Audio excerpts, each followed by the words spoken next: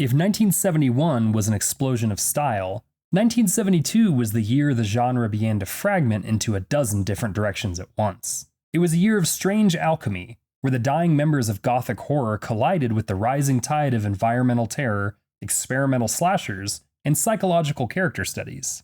The films of 1972 occupy a unique middle ground. They are often too weird for the mainstream and too sophisticated for the drive-in, leaving them trapped in the archives of those who know where to look. Tonight we're returning to 1972 for 10 more overlooked titles. We're exploring a year that gave us everything from sentient nature and high-concept scientific ghosts to the proto-slasher foundations that would eventually reshape the decade. These are the films that dared to be eccentric, trading predictable scares for a deep, lingering sense of the bizarre.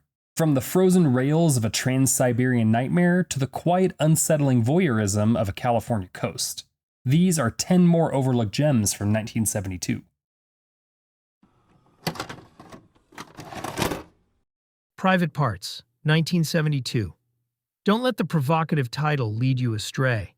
It's an unfortunate piece of 1970s marketing that actually undersells what is a genuinely unsettling exercise in psychological suspense. The film follows a young woman who relocates to Los Angeles to live with her aunt, only to find herself trapped in a crumbling, claustrophobic hotel populated by a collection of deeply damaged and eccentric tenants. It is a slow-burn study in isolation, where the architecture of the building feels just as predatory as the people residing within its walls. What truly sets the film apart is the way it systematically dismantles the protagonist's grip on her own reality. As residents begin to disappear, the film shifts from a character study into a voyeuristic nightmare. Director Paul Bartel, who would later become famous for his dark, acerbic satires, brings a clinical, almost uncomfortable precision to the camera work here. It is less about traditional jump scares and more about the creeping realization that the protagonist is being watched by people who are profoundly, dangerously disturbed.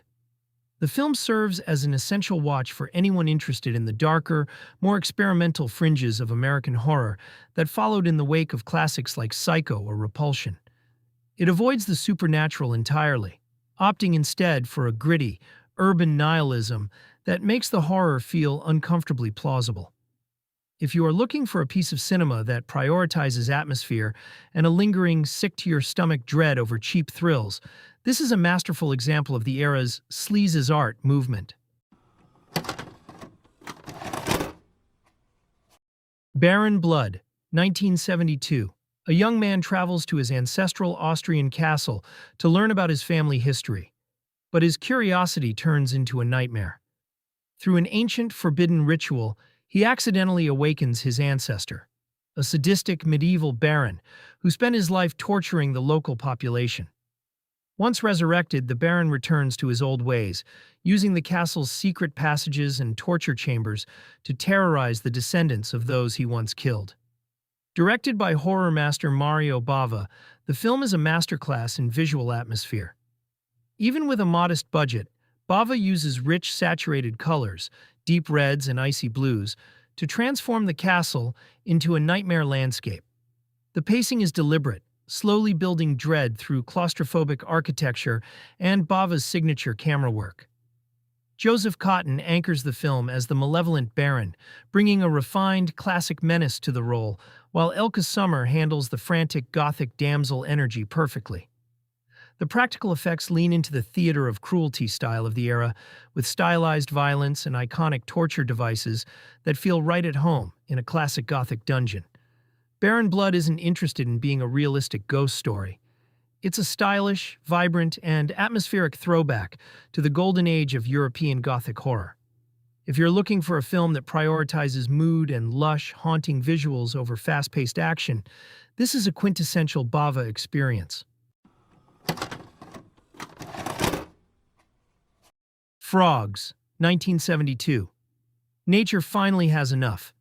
That's the entire elevator pitch for Frogs, a high-concept eco-horror flick where the local wildlife decides to systematically dismantle a wealthy, arrogant family during their 4th of July weekend at a private island estate. The title is a bit of a misnomer, though. While the frogs are the generals of this reptilian uprising, They mostly just sit around looking judgmental while snakes, lizards, spiders, and turtles do all the heavy lifting. It's a classic case of the nature strikes back subgenre, but it lacks the chaotic swarming you might expect. Instead, the pacing is oddly deliberate, focusing on the slow, methodical elimination of a group of characters who are largely unlikable. Ray Milland plays the family patriarch, a man whose sheer stubbornness makes you almost root for the toads. The film is undeniably cheesy, leaning hard into a metaphor for environmental pollution that feels about as subtle as a sledgehammer. But there is something strangely compelling about watching a group of people being terrorized by creatures that are realistically, well, just hanging out. It's not a film that will keep you up at night with scares, but it is a quintessential creature feature time capsule. If you can handle a slower burn and appreciate the sheer audacity of a film, Frogs is a weird, memorable slice of 70s trash horror history. The Blood-Spattered Bride, 1972. If you have a taste for the more transgressive, surreal side of European horror, The Blood-Spattered Bride, or La Novia Ensangrentada, is an essential find. Directed by Vicente Aranda, the Spanish production reimagines the legend of Carmilla through a lens of extreme repression, psychological disintegration, and Gothic obsession. The plot centers on a young woman who, immediately following her wedding, finds herself trapped in a remote country estate with a husband who is far more interested in his cold, archaic notions of authority than in her well-being. It is a suffocating atmosphere, designed to feel less like a marriage and more like a gilded cage. What separates this film from the myriad of other vampire stories released in the early 70s is its unflinching willingness to blend eroticism with genuine dread. When a mysterious, liberated woman, the titular bride, appears at the estate, the protagonist is drawn into a cycle of seduction and violence that serves as a visceral critique of traditional patriarchal expectations. Aranda's direction is strikingly composed, utilizing vibrant colors and dreamy, deliberate pacing to contrast the stark, violent outbursts that define the film's darkest moments. It is less concerned with traditional monster tropes and more focused on the transformative power of desire and vengeance. Ultimately, the film functions as a stark, haunting parable about the stifling nature of societal norms. While it may lean into the exploitation tropes of its era, there is an undeniable sophistication to its storytelling, particularly in how it portrays the burgeoning intimacy between the two female leads. It remains a deeply atmospheric, sometimes disturbing piece of art house horror that bridges the gap between Hammer-style period pieces and the more confrontational, avant-garde cinema of the 1970s. For anyone interested in how the vampire mythos can be repurposed to explore contemporary themes of liberation, it is a uniquely chilling experience. Beware, The Blob, 1972. Also known as Son of Blob, this 1972 sequel takes the legendary 1958 monster and drops it into a modern, slightly groovier setting. The trouble begins when a geologist returns from the Arctic with a frozen specimen of the original creature. Through a series of silly mishaps, including a spilled thermos and a thawed-out mess, the gelatinous threat is unleashed once again, this time terrorizing a suburban California community. Directed by Larry Hagman, yes, the future Dallas star, the film leans heavily into comedy. It's less of a straight horror movie and more of an affectionate, tongue-in-cheek parody of the drive-in monster craze. The Blob itself is still a practical, goopy, and delightfully tactile creature, using foam, red dye, and simple miniatures to consume its victims. It feels like a labor of love for monster movie purists. While the effects are definitely low budget, and the tone is unabashedly goofy, The Blob works because it doesn't take itself seriously for a single second. It's a breezy, fun-focused creature feature that prioritizes slapstick gags and 1970s suburban charm over actual terror. It's the cinematic equivalent of a campfire story told by people who are just happy to be there. Definitely a mandatory watch for fans of so bad it's good creature cinema. The Devil, 1972. If you are looking for a film that feels less like a traditional horror movie and more like a fever dream captured on celluloid, Andrzej Żuławski's The Devil is essential viewing. Set in 1793 during the Prussian invasion of Poland, it follows a young nobleman named Jakub, who is rescued from a prison riot by a mysterious black-clad stranger. This stranger acts as a twisted guide, escorting Jakub across a war-torn landscape where he finds that his home has devolved into a nightmare of betrayal, incest, and suicide. It is a punishing, unrelenting piece of cinema that operates on the logic of a panic attack. What makes this film truly remarkable and notoriously difficult is its sheer, unbridled intensity. Żuławski, who would later gain cult fame for Possession, directs with a chaotic, kinetic energy that makes the camera feel like an active participant in the character's madness. The performances, particularly from Wojciech Psoniak as the malevolent stranger, are pitched at an extreme, almost operatic volume. It is a deeply political film masked as a Gothic horror, serving as a scathing allegory for the repression and social collapse of the era in which it was produced. Banned by the Polish government for 15 years following its completion, The Devil remains a landmark of transgressive cinema. It abandons standard narrative pacing in favor of a relentless, spiraling descent into nihilism, where the distinction between the devil's influence and the protagonist's own fractured psyche becomes increasingly blurred.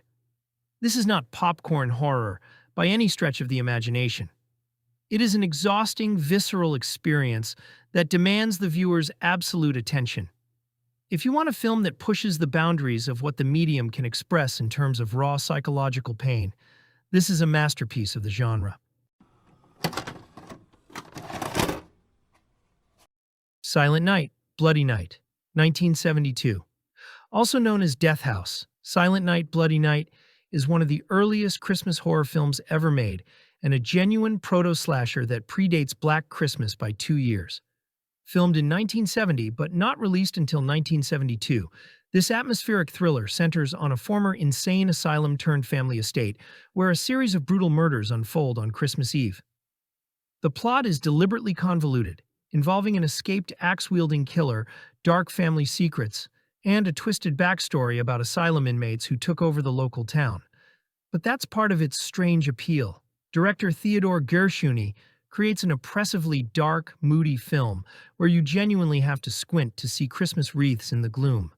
The cast includes horror legend John Carradine and several Andy Warhol factory superstars like Candy Darling and Ondine, appearing in eerie flashback sequences. Lead actor James Patterson was dying of cancer during filming, adding an unintended layer of darkness to the production.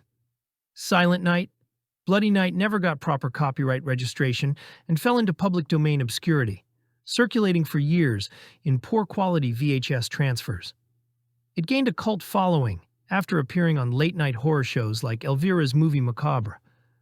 While it's slow-paced and deliberately theatrical in ways that feel very 1970s, it established many slasher conventions: POV killer shots, creepy phone calls, family dysfunction as horror that would become standard in films like Black Christmas and Halloween. It's a moody, genuinely unsettling piece of early Christmas horror that deserves recognition as a pioneer of the subgenre. The Stone Tape, 1972. Nigel Neal, the visionary writer behind the legendary Quatermass serials, crafted this chilling masterpiece of British television horror that stands as a landmark in the psychological haunting subgenre. Eschewing the conventional jump scares of the time, the film follows a team of industrial researchers who move into a Victorian mansion to develop a new recording medium, only to discover that the building's very fabric, specifically its old stone walls, has recorded a traumatic event from the distant past. The brilliance of the film lies in its refusal to treat the supernatural as magic. By framing the haunting through the lens of cold clinical science, Neal transforms a ghost story into a terrifying examination of human perception and the physical persistence of memory. The atmosphere is thick with the sterile, hum-heavy anxiety of 1970s corporate life, making the sudden, jarring intrusions of the past feel all the more invasive. It is a slow-burn narrative that forces the audience to confront a terrifying possibility: that we are not just observing history, but potentially repeating it. For those who find modern horror too reliant on loud sound design and CGI monsters, The Stone Tape is a revelation. It demonstrates that the most potent fear comes from the intersection of technology and the unknown. The idea that the world around us is teeming with echoes we are simply not yet equipped to understand. It is a sophisticated, cerebral entry in the genre that remains as unsettling today as it was over 50 years ago. The Asphyx, 1972. Set in the Victorian era, the story centers on a scientist who becomes obsessed with the Asphyx, a spirit that appears to a person at the exact moment of their death. Driven by the tragic loss of his family, he determines to capture this entity on film, believing that by doing so, he can prevent death itself and achieve immortality. It is a bold, high-concept narrative that elevates the mad scientist archetype into the realm of existential inquiry, questioning the morality of cheating nature's most fundamental rule. What makes this film stand out from its contemporaries is the way it treats the macabre with a level of scholarly restraint. Rather than leaning into the gore or cheap shocks common to the era, the film presents its premise with a grim, almost academic seriousness. The Victorian setting serves as an effective backdrop for this exploration of early photographic technology and the desperate human desire to control the unknown. The visual representation of the Asphyx, while undeniably a product of its time, possesses a strange ethereal quality that underscores the tragedy of the protagonist's quest. Ultimately, the film functions as a cautionary tale about the perils of unchecked ambition and the hubris of mankind. As the scientist descends further into his mania, the lines between scientific discovery and insanity blur, resulting in a climax that is as deeply unsettling as it is inevitable. It is a slow, thoughtful, and profoundly melancholy piece of genre cinema. For those who appreciate horror that prioritizes intellectual engagement and atmospheric weight over high-octane spectacle, The Asphyx remains a singular and forgotten masterpiece. Doomwatch, 1972. Forget the demons and the masked slashers for a moment. Doomwatch is a different breed of nightmare, the kind that comes from a laboratory beaker or a toxic dump. This film takes the nature-gone-wrong subgenre and drags it into the cold, clinical light of the early 70s. The plot is a slow-burn investigative thriller. An environmental scientist arrives on a remote British island to inspect reports of strange, deformed villagers. What he uncovers isn't witchcraft or a curse, but the gruesome byproduct of illegal industrial chemical dumping. It's a classic cautionary tale, but one that feels surprisingly relevant, swapping the Gothic tropes of the time for a grimy, real-world anxiety. What makes Doomwatch stand out is how unflinchingly it treats its subject matter. It isn't trying to be fun. It's meant to disturb you with the idea that our own industrial progress might be silently rewriting our DNA.